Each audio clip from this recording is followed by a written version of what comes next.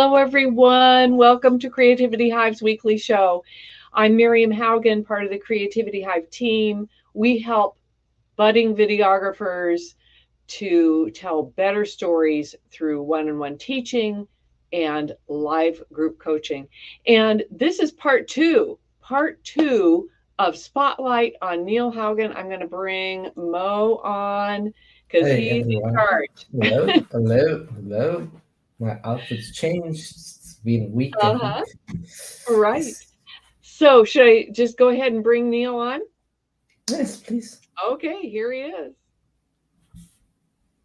Hello. Hello, Neil Haugen. Hello, Mo Mula. I'm sorry. The last time we were cut off because of the gremlins in the country, but we're back and we shouldn't have any gremlins now. So you know how it goes, and you understand the 2 minute thing, and we're ready to begin. Yes. Yes. Okay. Cool. Okay. So you might have heard this sort of question before, you might not have heard it before. As a professional colorist, how would someone, in your opinion, that is just beginning their journey as a colorist, a student that's beginning, how does a student get into a major feature film studio when the prerequisite is 5 years, 10 years worth of experience? It's a question that a lot of people have been asking. How do you get that 5 to 10 years? And what is your point of view on this? Is there a way to shortcut it, circumvent it, or do you have to work for 10 years doing stuff and then everything changes in the industry because of technology? That is, it's the old thing of every job list, we want so much experience, and you're going, okay, how do you get the experience? I was listening to a podcast recently that was interviewing Temple Grandin. Temple is a noted person who has designed most of the cattle slaughtering and actually much of the animal slaughtering facilities in the United States over the last 40 years. She is also noted for being on the autism spectrum and, of course, having had all these issues that she's had to overcome while working on developing her professional life and everything. And she said that when she was asked, so, well, with the autism, how did you do for like job interviews? And she goes, oh, I don't do job interviews. I always do the back doors. And so they were going back doors. Yeah, like she um, went to this one big professional cattle show because she knew that there would be some of the lead people there. She wanted to write articles, and there would be some of the lead people there that for the major publications. And so she went up and said, I'd like to write an article for you, and how would I get a hold of you? And this is a few years ago, and the guy gave her his business card and said, well, okay, I'll take a look at it. And so she wrote up, she knew what kind of things his magazine published, and she wrote up 3 articles and sent them to him. And they looked at him, decided to publish one without pay on the first one, but had good reactions to it. And we're looking at the others and got back a hold of her. And pretty soon she was a regular contributor. Well, all of a sudden she is now a writer for this one magazine. Okay, And so your time's up. But what you're saying in a nutshell is go through the back door. yep, figure out how Okay, to get through the back door. all right. So the other question that was very important for me to ask you was, you've had a decade's worth of experience from your printing company and now into coloring and editing. Is there a particular reason you've not found yourself in Paramount or Sony or James Cameron's edit suite or coloring suite? Or is that simply by choice? I like living here in Monmouth, Oregon. I don't want to move. If it was for a job, let's assume it was for a huge production. Is there a reason you haven't found yourself at that juncture? Uh, I might have taken a temporary, but I will say I was offered a position here a few years ago that would have involved only moving to Seattle, and I said no. And Seattle, for those, of course, most of around the world, that's a 4-hour drive up I-5 freeway from where we live. So it's not that far. It's 190, 200 miles north of us. But no, I like living here. And so Miriam and I have just done what we could to put together a living while living here. I didn't want to move. So Okay. And if you had to get onto if they hired you for a post job for a feature film, is there a reason you didn't go down that route, or were you not offered that, or did you turn it down? Or and this is not permanent moving, it could be just for that project period. I have one time been offered a position to resuscitate a project that needed some work with color correction and organization of the project. It would have involved moving out of the country for about 3 or 4 months. And even for that one, I looked at it and went, there were parts that were interesting, but on the other hand, the person I'd be working under is known for being a bit of a pain to work with at times, and was the main reason why the project was such a mess. So I said no. Okay, understood. If Adobe Max has it's a multi-headed hydra. It has illustrators, it has editors, visual effects guys, it has Photoshop people. If you were given the opportunity to do a keynote at Max, what would you stand up and say? Oh, that would be a fun one.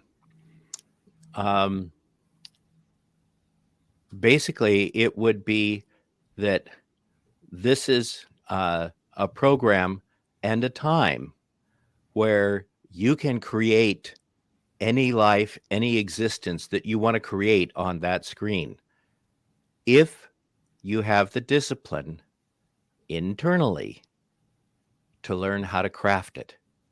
Because no matter how funny the tools are, no matter how cool the AI may seem to be and everything like that, it still comes down to your ability to do the craft. I was listening to just a little bit of the editor for one of the editors for Everything Everywhere All at Once, pointing out that they were trying to do things, that they were trying to figure out how to come up with a language of their editing that would get across the feeling of the sudden changes when one of the characters is talking with someone and all of a sudden they're being sucked into another multiverse kind of thing. How to handle that and how to make it a little different for each character. Well, that comes down to just having so dang much knowledge of your craft that you can puzzle out how to do something like that. It's knowing the craft is still the most important thing you can do. So using imagination together with your skill set is the magic potion. Yeah. The software just pretty much follows suit and does what you ask it to do. Great. I've so many times written that these programs are they're tools. They're a fancy hammer. They're just a fancy hammer. And, whether you're using Premiere, you're using Resolve, you're using Avid or Final Cut, whatever, it's a fancy hammer. But the better you can wield the hammer, the more stuff you can do with it. Okay. So an artisan sculpting, really, is what you're saying. That's really interesting. If you could choose between being somebody that is an editor, somebody that's a colorist, somebody that's been that could be a sound designer, because I see you like sound design as well. If you could pick one of the three, which of the three would you want to be for the rest of your life, and then more importantly, why? In order: colorist, sound, and editor last. Um, I have and something that's fairly common with people on the autism spectrum. I can struggle with executive function, and that's the ability to just make a decision and move on, because you overthink things. You get anxiety going, and you worry about things. Editing for me is all kinds of decisions, making those cuts. Which order do you put the clips in, for God's sakes? I can sit there and angst about what order I should put the clips on for an hour, when most everybody else is going, oh my God, would you just throw them on the blasted timeline? And if you change the order, that's fine, but just get them on there and get going. And I'm sitting there going, but how do I want to put them on there to start? I don't have that problem with color, and I have a little bit of a problem occasionally with sound design, but not much. But when I'm with editing, executive function just kicks in like crazy. Color, I just start playing with my knobs, and um, it is so easy for me to just flip into a thing where I'm analyzing what I'm seeing and what I want to see, and you have to have both a very real feel of what you actually have now, and a feel of kind of where you at least want to start going, and then you can start doing the process. And it's not like I'm having to make any decisions or anything. It's so yeah, color is I can lose myself in color. Cool. Um, there was an interesting a few articles you've written. You've written numerous articles.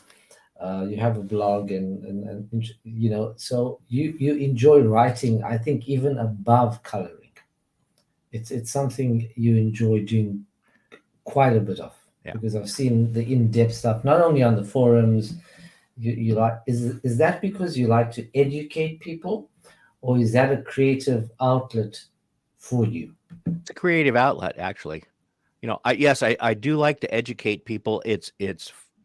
That's fun, but it's a way to stretch my own brain. It's a way to learn. Um, by the time you've written something out, you've had to rethink it and figure out how to express it um, succinctly um, and effectively at the same time. And that really helps the thinking process in a way that you don't get by just sitting there going, you know. Yeah. So it's a process of sharpening the mind. Are you writing a book? Are you thinking about writing a book? Yeah. Not at all. Um, that just sounds like an awful lot of work, and the kind of thing where my executive function would kick in. Writing an article is one thing. Writing a whole book, that's a series of steps and all these decisions that you have to make and everything.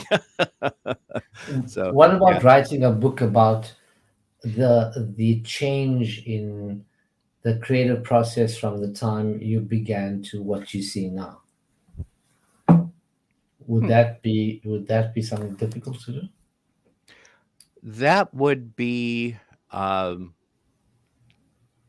that'd be kind of an interesting thing to do, and probably not be all that difficult. Another thing that where I've half joked, our daughter is a 40-year-old Lutheran pastor who is also like me on the spectrum, and um, she does quite a bit of both speaking in public on this, and also she's on a committee in her area that meets to work with and advise the educational system on how to handle the autistic kids in the area, or potentially autistic kids in their area. And So, she's written a couple online articles on it, and for a couple newspaper articles.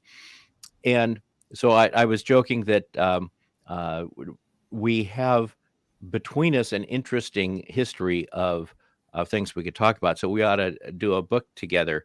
And we were sitting in her living room, and she was at her typing with a computer in her lap, and looks up at me and goes, hmm, hmm, and then went back to her book. So I think she at least was thinking about it. But that would be an interesting thing to do. Would be to write a book, father and daughter, autistics on living autistic. It would be interesting. Your your views on the next 10 years Hmm.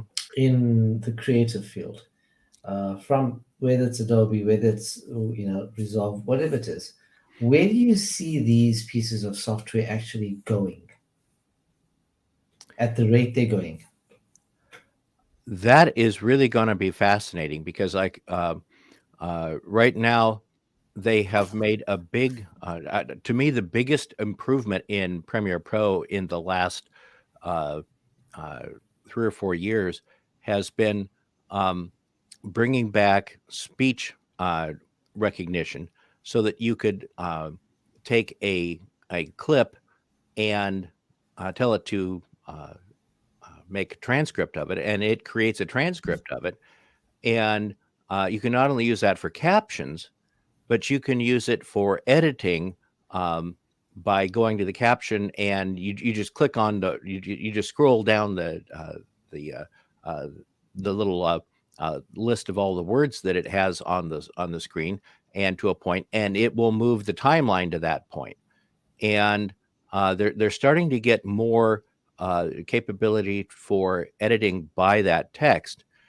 Mm, And I've already done one little thing with it where I printed out an interview and selected the parts of it from just the printer, just marked on the paper, paper printout, marked what I wanted to work with, and then just went and put those bits on a timeline. Well, that is so much easier than listening through the blame thing, mm. 5 times to figure out which ones you want to use, because you can just look at it and go, okay, this, and this. And it is so much faster. But I think there's going to be some things like that for the editing process, for putting the stories together, that are going to be the things that we'll notice the most. It's how easily and how quickly you can integrate the various uh, assets of the project into your sequence, into your story, all fit. I think that's the area that's going to really, we're going to notice the most, and feel like it's changed the most. It'll And make do a you lot of not think this would become something that takes away from the hands-on creative, the creative feel that editors should or have had, and become more automated and more sterile in its entire design? There is, of course, the possibility for generating automatic stuff, but Mm, at least at this point, it's still so easy to tell when you hit automatically generated stuff. Uh, I've seen, like, high school teachers talk of how it is so easy to tell the kids that have gone to Chat GPT or whatever it is to mm, try and create a paper, and simply say, no, this isn't yours, and this doesn't work. And even a medical school uh, uh, prof pointing out that he had told at the beginning of the class that no artificial generated, no chat, whatever or whatnot papers are acceptable. You have to write everything yourself. And he had, like, one of those profs that has like 2 or 3 main papers or midterms that you have to do, and your grade is dependent on those. And about a third of the class, he was able to walk in with their papers the next day and say, all these papers in this stack have an F because they're chat generated, auto generated. Well, of course, that's a little problem because you have to have at least a B in that class, or it's of no use. You have to take the class over again. You start off with an F like that, bail.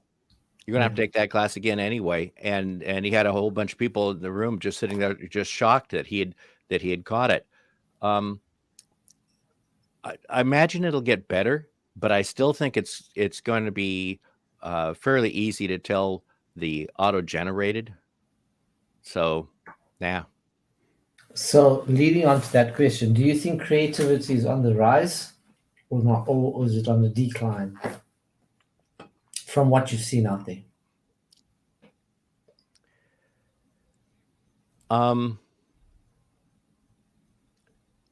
Probably both.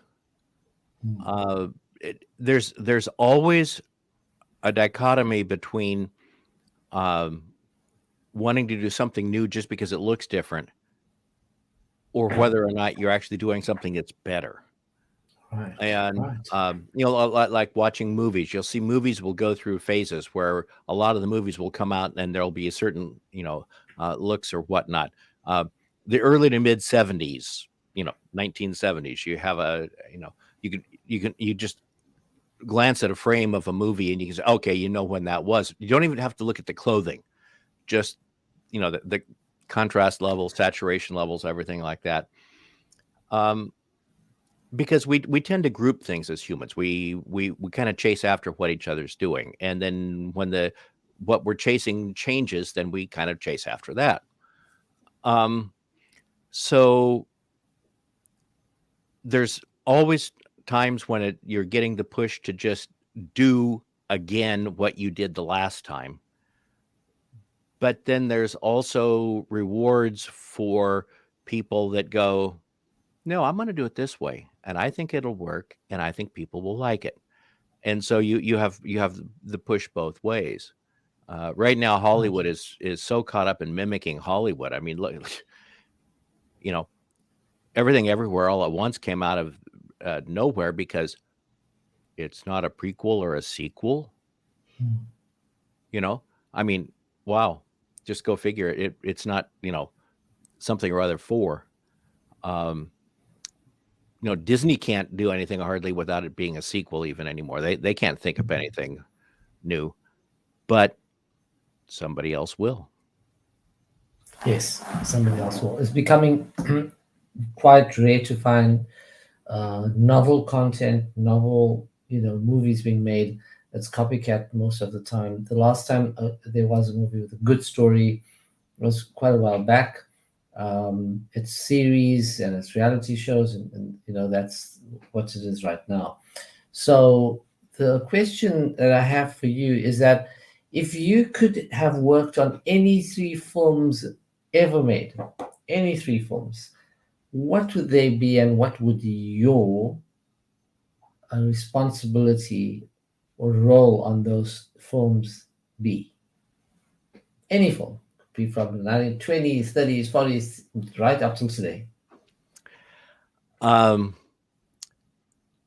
I'd love to have been someone working as an assistant director on Casablanca, simply because that hot mess of a production turned out one of the most glorious cinematic experiences ever. And it was a mess beginning to end. They kept hiring and firing script writers. They kept changing the script throughout the show. By the time they got done with shooting it, they completely changed the storyline from what they were planning. And Hans Conried's character was not nearly as important as it was planned to be at the beginning, and Bogey's was more important. And and then they had to go back and reshoot that last line. This is the beginning of a beautiful friendship. That, of course, was thought they'd finished everything else and realized we needed to do something at the end, and so they got them back and just in the studio and did that one line. So that would have been fun. Being on again another assistant editor position on the first Star Wars movie, because that there was so much stuff that was new, that was fresh, that that they were coming up with that had never been done before. Like the first time the Millennium Falcon jumps to hyperspace, and you've got all the stars going by you, and they don't even react to it at all. It's like, oh yeah, it's cool, it's, whatever, and everybody in the theater is going, oh my God, look at that. And the characters on screen are just, oh, thank God we're in hyperspace now. And but there were so many things that they were doing that were just so outrageously in that. And um, and then another one, oddly enough, would be probably 2001: A Space Odyssey. Just again because the thinking going on in that movie was amazing when they were putting it together. And I see the roles you mentioned with AD, so assistant director. Mm-hmm. Is there any reason for choosing that role and not any other role? You could have said director, right? Because because as an assistant director, you're helping somebody else's process, and at the same time, you're getting a chance to learn while you're doing it. It would have been learning what's going on in their heads. Watching someone up close that is really doing something outrageously cool and unique, and getting to study them up close while they're doing it. That would have been to me the chief fascination. I heard through the grapevine that you almost killed someone in a barn.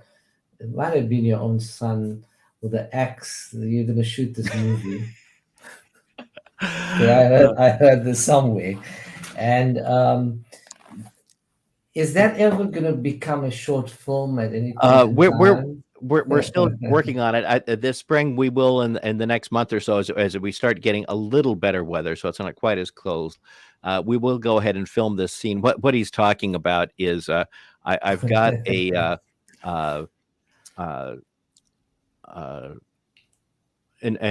video tutorial for my website on your lion eyes. And because of a lot of things in color, you learn where your eyes lie to you. Grass is not green. It's mostly yellow. It's like 80% yellow and about 20% cyan. It's not green. There's no green at all. And skin is not pink. Pink is a magenta. It's a mix of blue and green. Pink skin is between red and yellow, which is on the other side of red from blue. And, and a number of other things like that where you have to learn exactly how bad your eyes are at seeing these things in order to get good at working with color. And so I've got a scene that I thought of because every once in a while when you're doing one of these things, you want to do something that's a little fun, right? And so I've got this scene that I've figured out that where we'll have perhaps a machete or an axe murder going on, or is it really? We'll have to wait and see, won't we? And will this be traveling anywhere to Cannes or any of the big festivals? No, it would be an incredible short thing, like about what I imagine this part will end up about 30 seconds at most. It'll be a cool 30 seconds, but cannot wait to see it when it's done. Yeah. And I have the final kind of question for you. Mm-hmm. Author of many articles, blogs, advice columnist, editor, colorist supremo, budding sound designer, photographer, or worked in the photographic industry, football player until injured. Yep. Met a wonderful woman and decided to settle down. So pretty legendary if we had to make a film about you, right? Where do you see yourself, just you, in this industry in 10 years? Probably retiring about then. I figure that I'll be ready to retire. That'll put me old enough that I'll be able to go, yeah, I'm just going to spend the rest of the time with my grandkids. Because my grandkids will be teenagers by then, so. I personally don't ever see you retiring, ever. I don't see you leave this world ever, because it's something that's embedded into your genetic makeup. You enjoy it so much Yeah. that what I see as being a chore, you see as being a joy. I could never fill your shoes. It's impossible. That 99.9% of the people that I know could never fill the shoes. You are a perfectionist of epic proportions. So if I had a hat, I would tip it. Yeah, if I had hair, I'd tip it as well. But I think you, you not. I don't. I think you want one of those that will last and leave a legacy in terms of your knowledge Hmm. and what you've brought. You might not have been on the spotlight and you might not have been center stage, but not many people can claim not being on the spotlight or in the spotlight on the center stage, but still leave such a absolutely amazing legacy for. This is why I say it's this thing about writing a book, because your book would not be like a bestseller. No, it might sell 3 copies, right? Yeah. But it would be like the Bible. Hmm. You don't sell the Bible, you give the Bible away because it's pure, utter knowledge. And that's what I see for you. So don't tell me retire. It's not going to happen. You're going to leave behind a lot. And I see this going on. And then the way you're so healthy. I mean, it's going to happen until you're 100 years old. So it'll be really great. So I'm looking forward to it, Neil. Okay. Everyone, this has been the spotlight on Neil R. Haugen with the R. And it's been a total pleasure to get into his mind. Wonderful man, wonderful friend, wonderful husband. I can't speak for Maria, but it's what I've seen between them. Great father, great human being, humanitarian, compassionate, empathic, and an all-round wonderful person is what I can say. Yeah, he has his yeah, sometimes he can get a bit upset, but that's fine. But thank you, Neil. I really appreciate it that you've given me the opportunity to take the time to kind of dig into your mind a little bit. Miriam is next. Oh, is that Ooh. so? You can edit it Yeah. out if you want. All So right. yeah, cool. So that's Time that. to sign Thanks, off. guys. Thank you for joining us. Bye, Bye bye. Neil. Bye, Miriam.